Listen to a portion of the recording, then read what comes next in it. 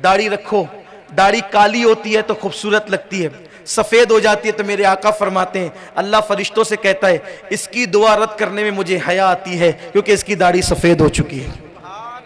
हाँ, जिससे अल्लाह हया करे वो सफेद दाढ़ी वाले लोग होते हैं। ये है दाढ़ी की बरकतें, शर्माओ नहीं। हाँ, और अगर मेरी माएँ और बहनें कहें ना कि आप दाढ़ी रखकर कैसे लगते हैं, तो कहा नादान, जिसका कलमा पढ़ते हैं बताओ उनके चेहरे पे दाढ़ी थी कि नहीं थी? थी ना दाढ़ी। मैं बात खत्म कर चुका, लेकिन दाढ़ी की बात आई, अगर इजाजत दे तो एक बात कहूं मैं, सब लोग अगर कहेंगे तो बोलूंगा वरना नहीं बोलूंगा। सब चाहते?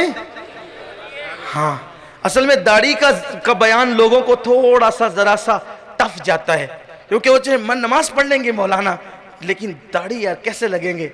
एक बात कहता हूं, आखिरी कह रहा था लेकिन याद आ गई तो इजाजत लेकर, मेरी तकरीर खत्म, अब ये आपकी तकरीर हो रही है, आपकी इजाजत से।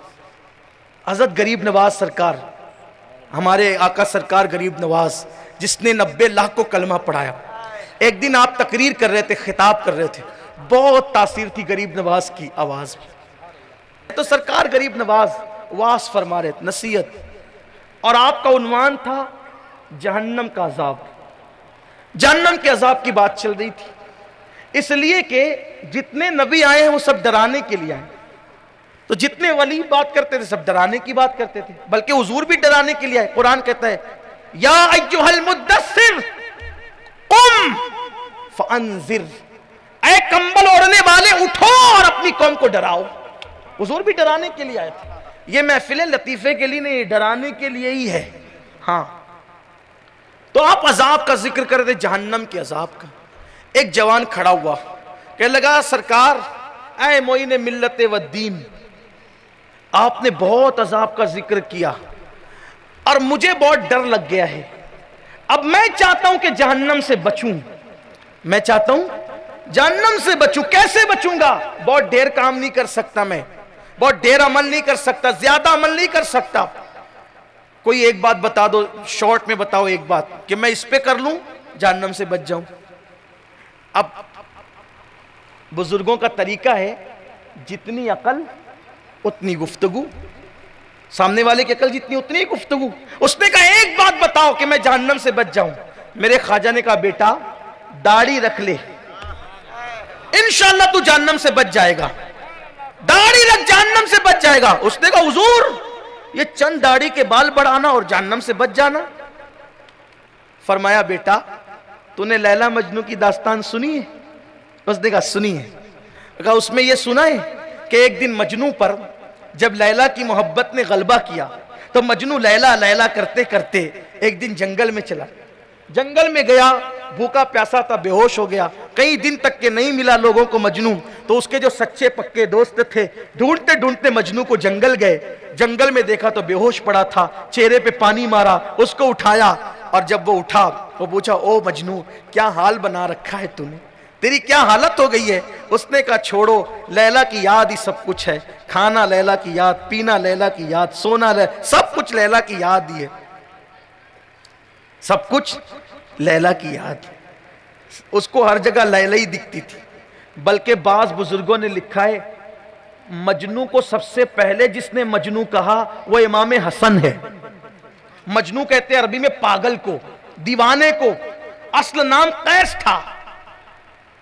हजरत इमाम हसन कूफा के जंगल से जा रहे थे, झगड़ा चल रहा था, लड़ाई चल रही थी किसी मसले पर। इमाम हसन कुछ थोड़ा सा परेशान थे, जंग हो रही थी।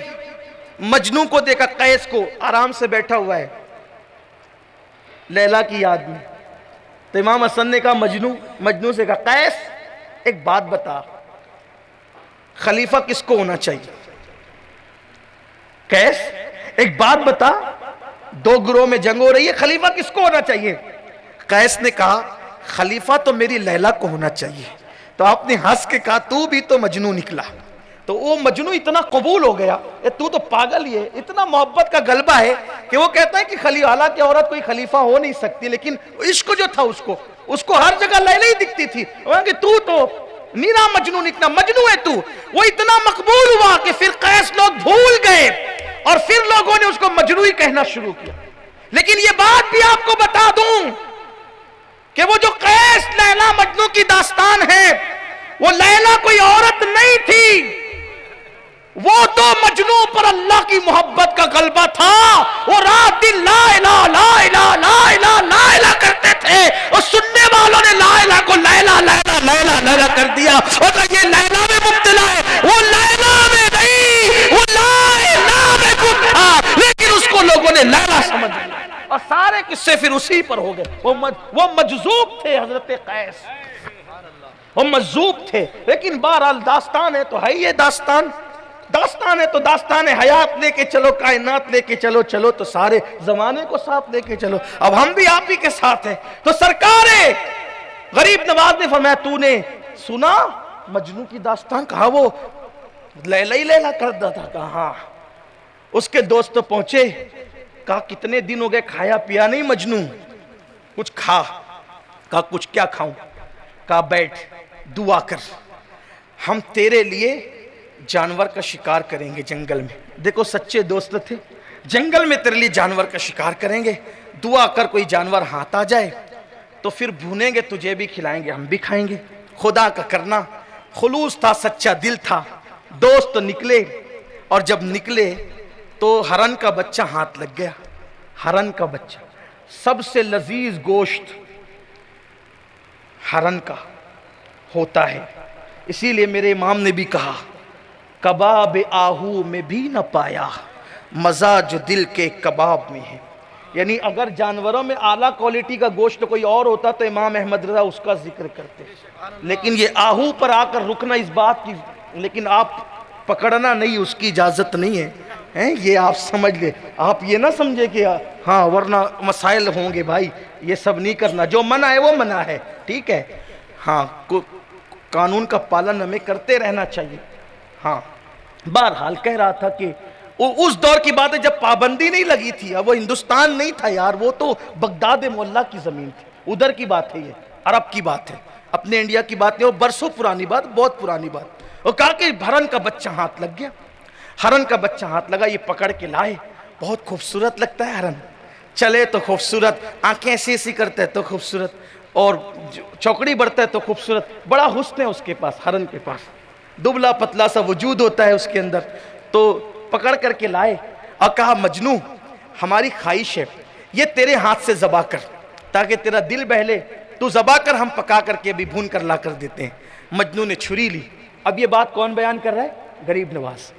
یہ جو میں نے بیچ میں کہی ہے نا وہ تشریحاً اور سمجھانے کے لیے کہی ہے، اصل واقعہ تو غریب نواز نے بیان کیا۔ غریب نواز فرماتے ہیں کہ مجنوں نے چھری لی، ہرن کے بچے کی گردن پہ چھری رکھی، اور جیسے مجنوں چلانا چاہتا تھا مجنوں کا ہاتھ رک گیا، چھری اٹھائی، ایک سرد آہ کھینچی اور کہا یارو اگر مجھ سے پیار ہے اس کو چھوڑ دو، اس کو چھوڑ دو، آزاد کر دو اس کو۔ انہوں نے چھوڑ دیا، وہ چوکڑی بھرتے ہوئے بھاگ گیا۔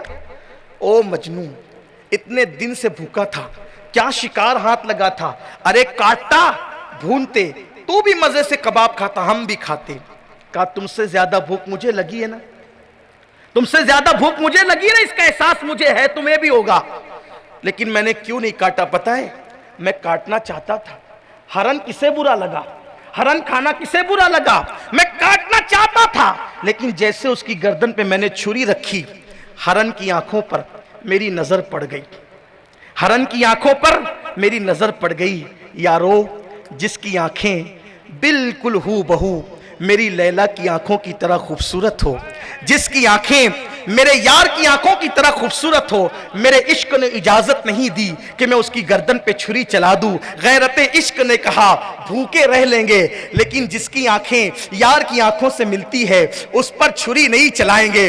غریب نواز کہتے ہیں نادان، اس جوان سے کہتے ہیں نادان، یہ لیلا مجنوں کی محبت کی حقیقت کیا ہے؟ یہ تو ایک قصہ ہے، قصہ، مگر سن اللہ نے اپنے محبوب محمد الرسول اللہ سے جتنا پیار کیا ہے، کون کتنا پیار کر سکتا ہے کسی سے؟ اللہ اکبر، وہ تو محبوب سے ایسا پیار کرتا ہے کہ اللہ اللہ اللہ کا محبوب بنے جو تمہیں چاہے، اس کا تو بیان ہی نہیں ہے، تم جسے چاہو۔ ہر محبوب کے غلام کو وہ اپنا محبوب بنا لیتا ہے۔ سن سن، حضور سے اللہ جتنا پیار کرتا ہے اتنا کوئی کسی سے پیار نہیں کرتا۔ جب تیرے گناہوں کی وجہ سے، جب تیری برائیوں کی وجہ سے، جب تیرے پاپ کی وجہ سے، جب تیرے جرائم کی وجہ سے فرشتے تجھے پکڑ کے جہنم میں لے جا رہے ہوں گے، قیامت کے دن جب تیرے گناہوں کی وجہ سے فرشتے تجھے جہنم میں لے جا رہے ہوں گے، لیکن تیرے چہرے پہ داڑھی ہوگی تو اللہ کی رحمت پکار اٹھے گی، ارے جس کا چہرہ میرے محبوب کے چہرے کی طرح ہو، میں اس کو جہنم میں کیسے جلا دوں؟ آج عمل نہیں دیکھا جائے گا، محبوب کی نقل کے صدقے اس کو بھی جنت میں داخل کر۔ اور فرمایا حضور کے چہرے کی طرح چہرہ بنا لے، ان کے صدقے میں تو جہنم سے بچ جائے گا۔ تو آج میں کہنا چاہتا ہوں توبہ کر لو،